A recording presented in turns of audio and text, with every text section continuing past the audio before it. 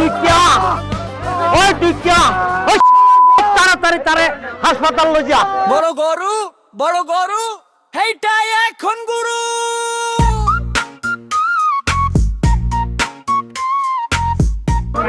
হ্যাঁ তোমার অবস্থা খারাপ, হাসপাতাল মনে মরে দেবো। আরে আর অবস্থা আরো খারাপ। আরে দাবার লইয়া পারি নাই উড়ো দাবার কানে। কোথায় করে মাইয়া লাগে ঘটনা ছিল রে। হ্যাঁ এই বেলা করে বাসে বেলা 30,000 টাকা হালত দিছি। রুস্তম ভাই যে 30,000 টাকা হাইব বেড়া তো অ্যাক্সিডেন্ট করছে, গরু লাতে দিতে টল হেড করায় এটি আড়ালে হারাইছে। কি টিয়া? ওই যে আপনি যে কক্সবাজারে মাইয়ালে বাগি গেছেন কই?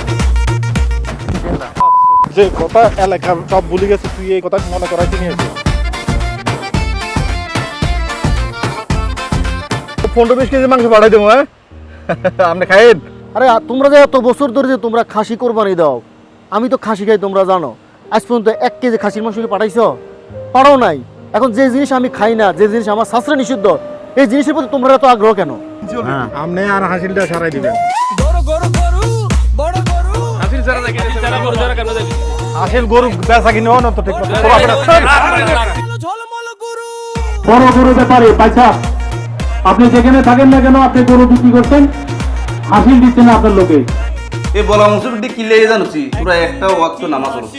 সো এভরিবডি, জগদীশ স্যারের কালো কুসকুসে গরুটা উনি কোরবানির জন্য প্রস্তুতি করেছেন। পূজার গরু কোরবানির জন্য বিক্রি করতেছেন।